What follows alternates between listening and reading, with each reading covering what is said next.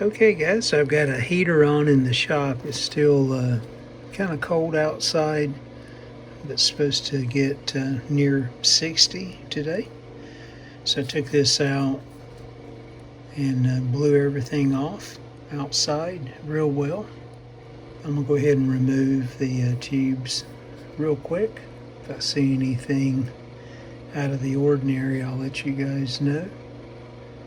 Get those off to the side and just do a little cleaning on the chassis itself. I really don't see any rust. All right, my initial cleaning of the chassis. Again, just 2 passes. Needs some more TLC around the antenna coil, the loudspeaker itself. But the chassis is in remarkable condition. I wish the cabinet would mirror the chassis. Let me go ahead and check the IF transformer's antenna coil, the output transformer loudspeaker, just to make sure we don't have any showstoppers there or anything I need to mitigate. I grabbed the tube socket adapter for the 25L6. It's the output tube going across pins number 3 and 4 plate back to the screen grid. And you can hear I've got audio. Just got my signal generator hooked up. Again, being a electrodynamic loudspeaker, the field coil is not energized, so the audio itself will be less. I'll check the DC resistance on the field coil just to make sure it's good. At least we know the output transformer appears to be okay, in addition to the voice coil itself.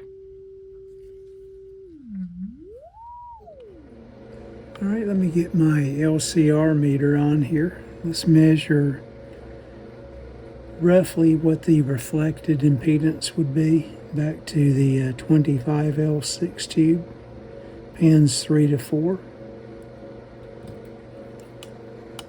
Get my meter in the right position. I just want to use the magnitude phase option on the LCR 45. Make sure I got a good connection here.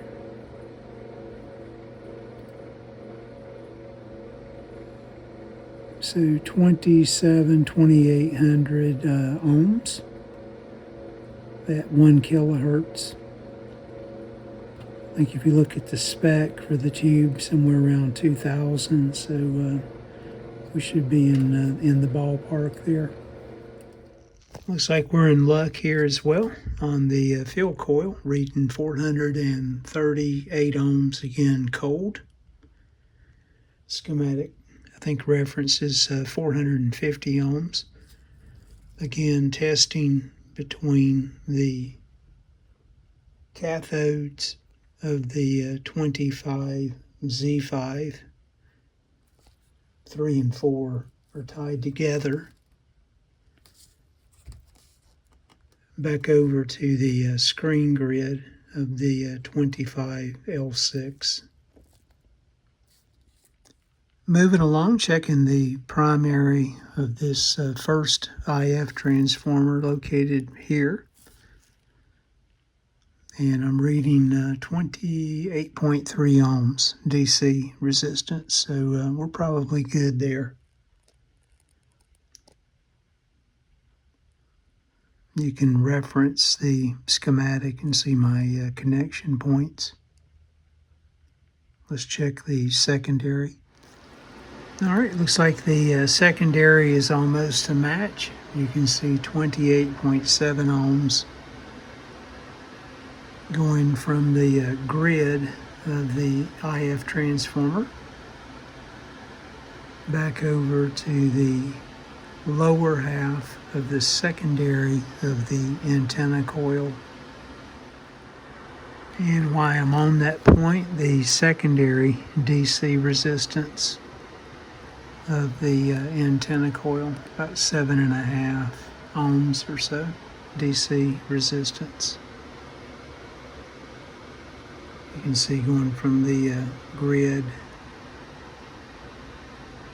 back through the coil itself here. Let's look at inductance. And the inductance, what I would expect to see, somewhere around 240, 250. You can see I'm reading 258.7 microhenries. Again, part of that tank circuit that resonates with the tuning condenser, that is the variable capacitor. Looking at the second IF transformer, the primary side, from the 6 delta 6 from the plate, again back over to the screen grid, 30 ohms of DC resistance. Let's check the secondary for continuity. All right, and the secondary connection, 28.2 ohms. So the IF transformers, at least DC resistance, they look good. That doesn't mean that they resonate as they should, but I think we'll be okay.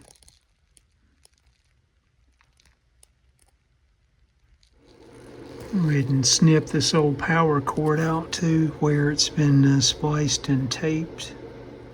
Just leave some tails where one side again goes back to the switch and the other down to the rectifier tube.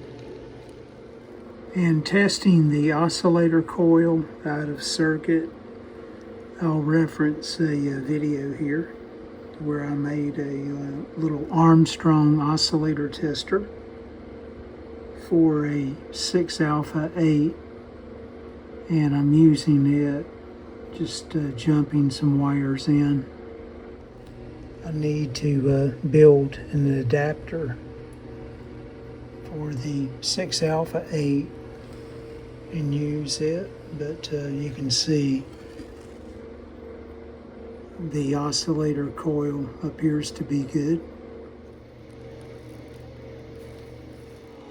Just to check the antenna coil here and make sure it resonates, I built this little LC tester.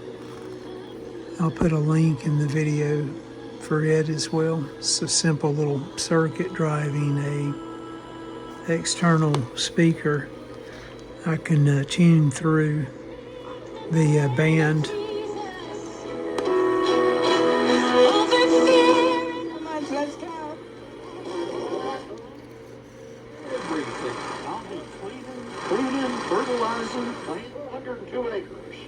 Where the United States Constitution is suspended for all kind of events. So it looks like we've got a good antenna coil. Again, just using a kind of a short wire antenna feeding. All right, let's check this ballast tube. All rusted up. I haven't found the nomenclature on it. Looking at the schematic, we get it keyed up right here. Pins 1, 2. We'll go from pin number 2 to 3. We'll look at the resistive element inside, roughly 120 ohms, and then we've got another resistive element that runs from pin 2 to 8 back over to 7. So let's go from 2 to 7. Make sure I've got a good connection here.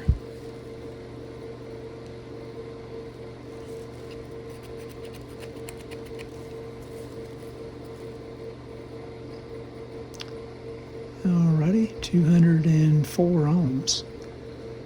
Let's look at the sections across the dial lamp itself from 2 to 8. And I've just got some corrosion on these pins, so 43 ohms, acting as a shunt resistor across the dial lamps. And let's look at 8 to 7, see what we have there. And about the same. So probably a usable ballast tube. I may try to power up the receiver with the ballast tube.